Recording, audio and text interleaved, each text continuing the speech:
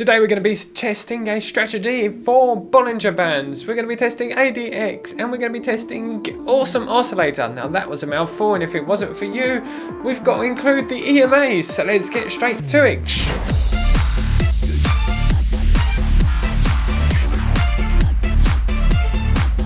Hello trade hackers, I hope everybody's going extremely well today. My name's David and today we're going to be building another strategy in PineScript. It's going to be a strategy using three indicators, which are the Bollinger Bands, we're going to be using ADX, we're going to be using Awesome Oscillator and the EMAs. So if that sounds good to you, let's get straight to my computer and have a look at it. Okay, here we are on my computer as always. I found this one on YouTube with a YouTuber called TradePro. If you don't know about him, please go and subscribe to his channel. Absolutely brilliant channel. He does everything that I'm doing here, but manually, which is a great way to also get some confluence and find out if it works manually as well. Now I'm going to be coding this in PineScript to make sure it actually works as a strategy and hopefully tie it up to some bots. Okay, here we are on TradingView. Right, I've already added all of the indicators needed and set them all up. So let's go through them very quickly. What we actually have is our EMA 5 and 21. As you can see here, this is the two blue colored ones here. Now if they're above each other, we can take a long trade. Same goes as the 50 and the 200 EMA, they have to be above each other. And then we're going to go over to the ADX, which is this one here. ADX here, and as long as the ADX is above 15, we can take a long or a short position. That's one of the rules that TradePro actually put in place. This stops us from going through consolidation and make sure that we're in a trend market. The Bollinger Band percentage B, these, I don't know if anybody knows the Bollinger Bands. TradePro actually goes through them as well, but we also have set these up in the same way, overbought at 0.75 and oversold at 0.25. That's the only changes that have been made. And we have the Awesome Oscillator. Now the thing about the Awesome Oscillator is that TradePro only takes entries when they're above 2 and or below 2 for a short. Okay, so that's all of the information we need. I've added my boilerplate here for the code for starting up here, pulled by David Tech. All I'm going to do is make a copy here, and we're going to call it, which I did earlier here, call it ADX, which is this one here. So I literally made a blank copy of my boilerplate template so that we can start building the whole system. Right, okay, so I'm going to remove this one here.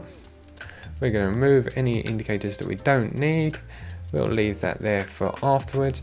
And now what I'm going to do is I'm going to go to my ADX indicator. I'm going to scroll down to where I need to go and copy and paste my code, which is here.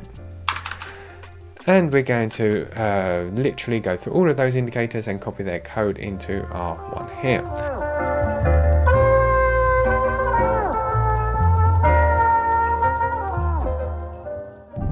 Just while I'm coding that, I'll just take 2 seconds of your time. If you are enjoying this so far, please don't forget to give me a like and subscribe to the channel for more strategies. I'm going to be doing several strategies every week. Also, you can join me on Discord and our Patreon. Thanks to everybody that's supporting this channel. It's been meaning so much to me to be able to do all of this, and hopefully we'll be able to beat the big boys at their own game with these strategies in the end. So let's get straight back to the computer and finish the logic behind the code. Right, okay, I have gone through all of the code and copied and pasted it. I've added a couple of bits and bobs to make it sure that it all works. Okay, let's go through it together. Okay, so the first thing I've done is added some inputs for the EMA so we can change our levels if we want to afterwards.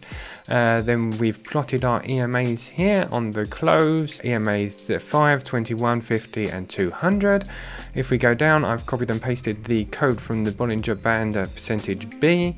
Here, obviously, I've added all of this to a group so it looks nice in the settings page. Anything that's input here is part of this settings tab here. If you went here, for instance, would add an input here for us to be able to change the settings. Then I've just literally copied and pasted the code here. We've added 2 more inputs for the oversold and overbought levels so that we can create our long and short positions here. Now the Bollinger Band is above more than the overbought or sold. That means it will make the entry where we need to. I need to make sure that they're both the right way round. This shape I'm closing, removing this, yeah. Okay, we don't need that bit of code. Okay, and then further along we have the Awesome Oscillator. I've done the same. I've literally copied and pasted and added 2 inputs so we can work out what the overbought and oversold values are. And then we do some logic here, which will give us our variable. So it's is OA more than overbought and is OA less than oversold. So that means that we'll put a virtual line here, and if it's below that number, it means that we will actually look for a short position. Then we have our ADX. ADX has quite a bit of code here in a function. We're just literally copying and pasting that, as I said there. We're going to plot that. Even not sure that we actually need to plot it, but I'll leave it there for a minute. We've had the 15 as an input, so we can change that afterwards as well. And then we have our long short position variable here, which means that we're going to work out if the SIG, which is the ADX value that they've returned, make sure that it is above our new input, which is 15 here. Okay, that's a more than sign, that's correct. Okay, now what I'm going to do is I'm going to copy and paste that all into our logic here. So step 1 would be, for a short would be, if I go all the way back up here, is going to be that the EMA are all below each other. So we have EMA 5 below EMA 21 and EMA 50 below EMA 200. So all I need to do is go here and copy and paste that. EMA 5, 21, 50 and 200. For a short position, it'll be EMA is less than EMA 21 and EMA 50, I believe it was, is less than EMA 200. Let me make sure that's right. 50 and 200, was that names? They're correct. Right, okay, so that's how that works. Now I can do the same for the long position here. So I'm literally just going to change that round here, and then I'm going to copy and paste the ADX and also the Awesome Oscillator and the Bollinger Bands. So I'll copy and paste all of them into the right order, and we'll come back and have a look at that in a second. A few moments later. Okay, here's the logic. Okay, so what we've got is if we're looking for a short, we're cross under of the EMA 5 and EMA 21, and the EMA 50 is below the EMA 200. We're also going to make sure that the BB is below the 0.25 here, or you can change that in the settings panel, but below this line here anyway. The Awesome Oscillator is below the -0.2, and then we have the ADX level, which was ready for a short, which is the same, which is over the 15. I've also added here the AND statement to make sure that the EMA 5 is still underneath the EMA 21 by the time we get to the third step, because it may be that this happens after and that they might cross back up. And somebody pointed out to me that they actually sometimes cross back up by the time that it gets to Bollinger Band crossing below or anything like that. Okay, so let's give it a test and see how it works. I'm going to save that, make sure everything works. Processing script. I'm going to remove these. I know I'll leave them there for a second, but I'm going to hide the EMAs. Okay, our first long entry would be here to make sure that everything's okay.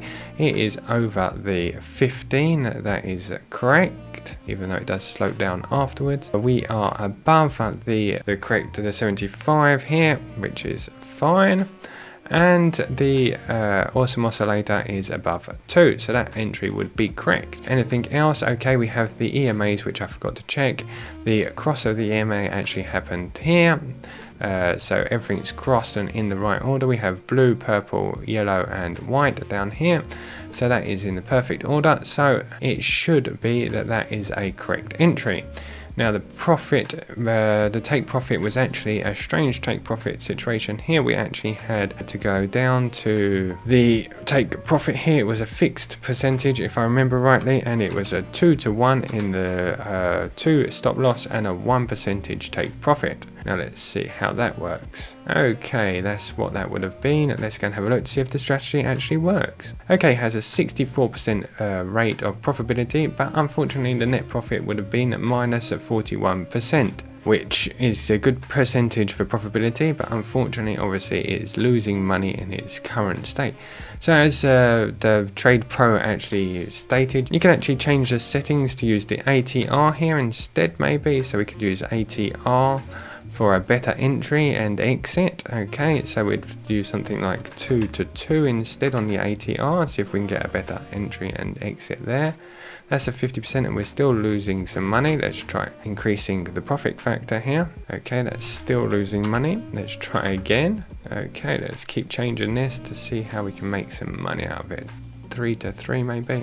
3 to 3, 3 to 3, and there we go. Okay, that seems to be quite a good profitability. We have 55% profitability. I'm sure we can make that better by even changing the ATR length maybe. 54% profitability, there we are. 296 trades closed. Let's have a look at the trade. The first trade was in January, so it's quite a while ago. We can change that just for this month. Let's have a look at last month, see how well it did last month. If I go here, July the 1st to July 30. Okay, so how would that have done? Let's have a look in July. Okay, we would have lost some money in July, but we would have had 46 trades in July. I'm sure that we can make that better by actually just playing with the percentages, etc. Let's have a look. On the ATR, if I change the ATR length again back, there we go, we're starting to make some more money. There we go. Okay, just as another test of confidence, just to make sure that things could work for this strategy, let's have a look at another website as I showed you earlier, which is winrate.io. Now, I've not changed much on this so far, but let's take the levels of take profit, which were 2.9 and 3.3. I'm going to put that into our win rate here. As you can see, I did this earlier, so we got 3.3, 2.9. It took a total trades of 45. We're on Bybit and we're on 15x leverage. We've done 51% and I put $1,000 on our account. So let's run that strategy. And as you can see, it would have lost money straight away. It would have lost all of our money pretty much straight away. Now what happens if we manage to change this so that we earn 60% win rate? If I run that, as you can see, we start making money, and we can also start making some decent money in a month, $2,600, but it's pretty random on the number. We need to go up to about 66% for it to actually make any decent money for us. There you go, $46,000, 61 was before, I believe, 22 this time. So if we manage to make that a 66% win rate on those 45 trades, take the trades up to 100 trades in a month, as you can see, we start making some serious money.